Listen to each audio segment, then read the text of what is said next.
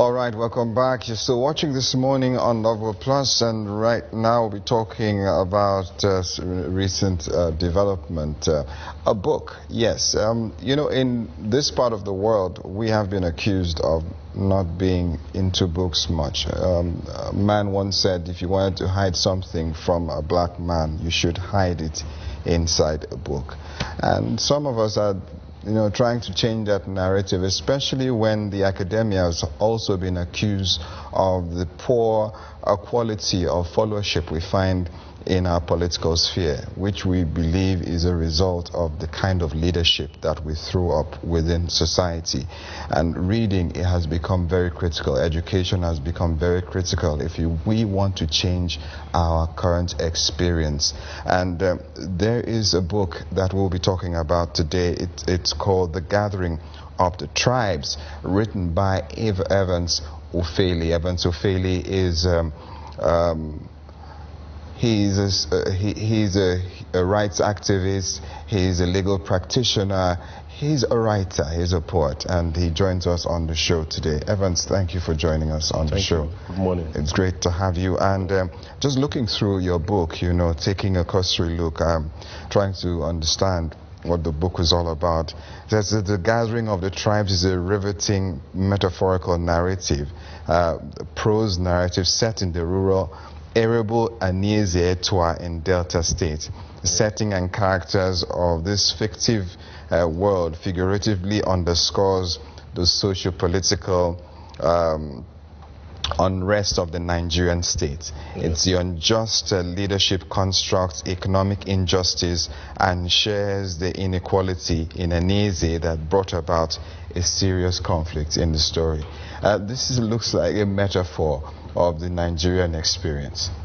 Yes, the Gathering of the Tribe is actually talking about the socio-political context or content of the Nigerian state, where it is set in a rural village, okay, but then I found that the problems we have in the rural communities are the same problems we have at the center.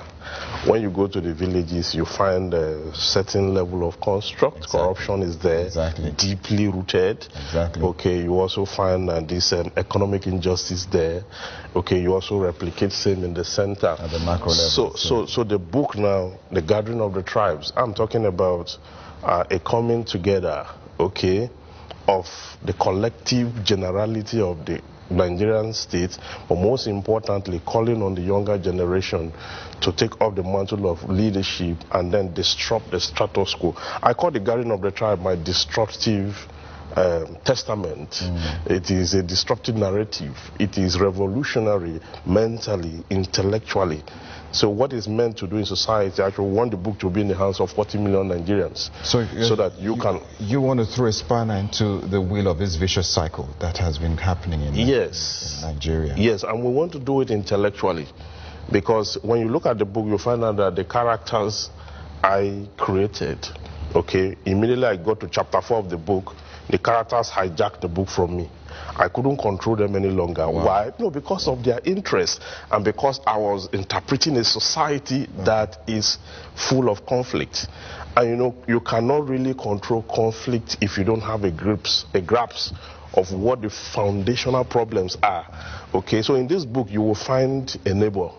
There's no way you read this book if you are in Nigeria, you will not find someone you know.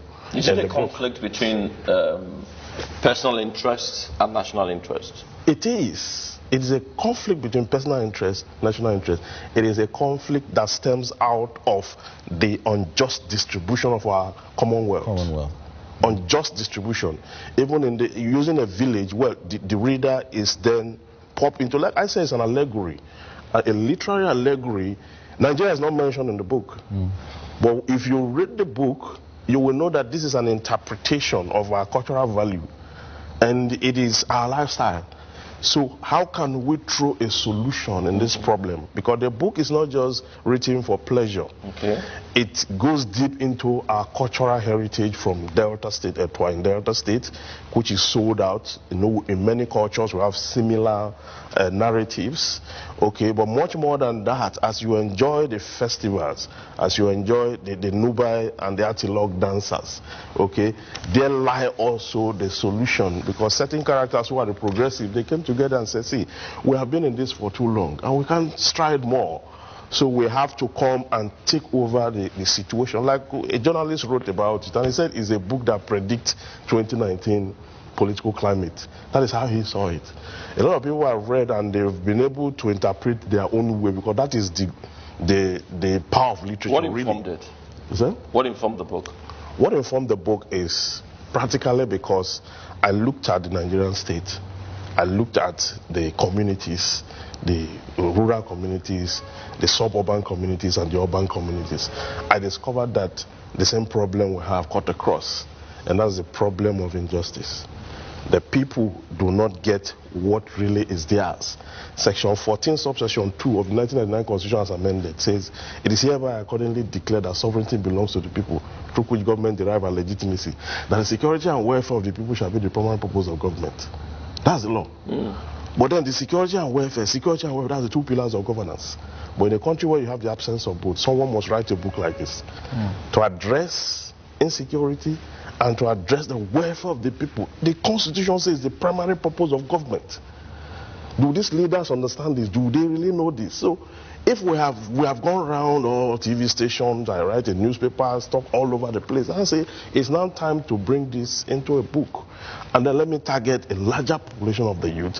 Let them have the book, let them read it, interpret it their own way, and then find a way, okay, to replicate it. Because if you look at the book, was in 2015, but already some characters in Nigeria have already started assuming the characters in the book, even without reading it. That is the power of cosmic narrative, the cosmic energy for which I was inspired. Okay, you know, one thing about cosmic administration is once it comes into a form like this, it now has a soul of its own. It's exposed to light. The cosmic have a way of bringing what is here into reality. Many because it's tied to fate. Some analysts, I do recall an intellectual in history, CBN Obobo, talking about the role of the academia in the formation of political structure and nationhood and all of that, that the academia should not distance themselves from the political experience of the country. They are there to educate, they are there to enlighten, so that we have a rich content of followers that can actually throw up the right leadership.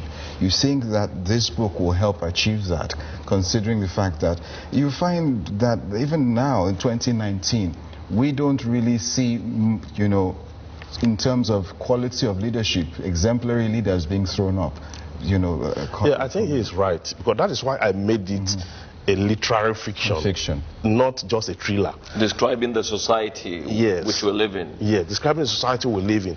But then, you know, because I wanted to get into recommendations in secondary schools and universities, so I made it a literary fiction. Because if it were a thriller, like the John Grisham kind of writing, it will not be in context. It will not be in the curriculum. Yes. So I decided from the outset, I think that's ingenious, to make it a literary fiction, so that we can have recommendation of the book across the country. If we want to reach 40 million persons with this book, then we must make it something that is reviving and something that is original, something that is of us, something that we can relate with. Okay, when we talk about the tribes, it's born from our own personal experience, the local experience. Yeah, that is why we find out that in our curriculum, it is borrowed. Yes, it's borrowed. You read books that the actual academic cannot identify with. Those cannot identify with. That is why when you read the book, you will not find any skyscraper anywhere. I don't write simple languages. I don't write euphemism. Yeah. I write native literature, rural literature. Because we are very rural. Rural literature? Yes. What is rural literature? Rural means the setting, the characters, the content. I tie it around the believabilities, the things within us I'm not going to create a literary work that will be talking about space. Esoteric. We're not in space, yes. Esoteric philosophy. Something that... yeah, that's very far away from Nigeria. Something that ties us to home. Yes, that ties us to home. Because you're right. we find out that we have embarked on a journey to jettison that experience. Yes. And we do not want to be identified with it. And that is a cultural challenge we have right now. Yes. And we are borrowing another, culture from the other parts. And that is a culture we cannot fully express. Yeah. We cannot really enhance. Okay, so that is why this book is like a call back to the board. Let's go back to the basics. Yes, our own original plan before the advent of the white. Are you by any chance with this book advocating restructuring? Of course, the book is not just about we have the main theme. We have the main plot and we have subplots. Okay. So subplot will address issues, different issues, whereas the main plot stay on the focus that this is a time for the younger generation, to take over the mantle of leadership through literary and intellectual understanding of the depth of the Nigerian state. And that is why, if you look at it, you'll see that there are three sets of characters. There are the ones who are dissatisfied with the status quo. They don't want the status quo, but they don't know how to fight the status quo. There is a group also in this same book. They are dissatisfied with the status quo. They want to fight the status quo. They know how to fight the status quo. There's a third group who do not want the status quo to change because it benefits them. Yeah. Okay, that is what it is. So when you say Nigeria is not working, when you say Nigeria is not working, it's not working for you. It's working for some people, and those ones will do everything to make sure that it does not come. You can say that again. Yeah. Well, there you have it. This is a literary ingenuity that has been produced by Evans Ufeli. The Gathering of the Tribes is something that every student of poetry, every person that wants a change in these climes must read. It is something that will enrich your mind, also give you a bigger, clearer picture of what is being faced in Nigeria as a state and what we need to do to make a difference. I want to thank you, Ufeli, for joining us on the show. It's been a great pleasure. I really wish we had more time to talk about this, but we really have to go because we do have another discussion coming up. So how do we get the book? Yeah, the book is in the bookstores. 82 Allen Avenue, you can find it there. Okay. You can also find it at the Keja City Mall. Okay. If you're at the island, you can find it at Terra Culture. Terra Culture. Yeah. All right, there you have it. The book is there. Certainly hope we'll have soft copies that we can actually download online. Yes, it's also on Konga. Konga, okay. And it's also on Amazon. Amazon. All right, beautiful. So you can go out there, pick up one for yourself, The Gathering of the Tribes by Evans Ufeli. We'll take a quick break, and when we come back, This Morning continues. Don't go away.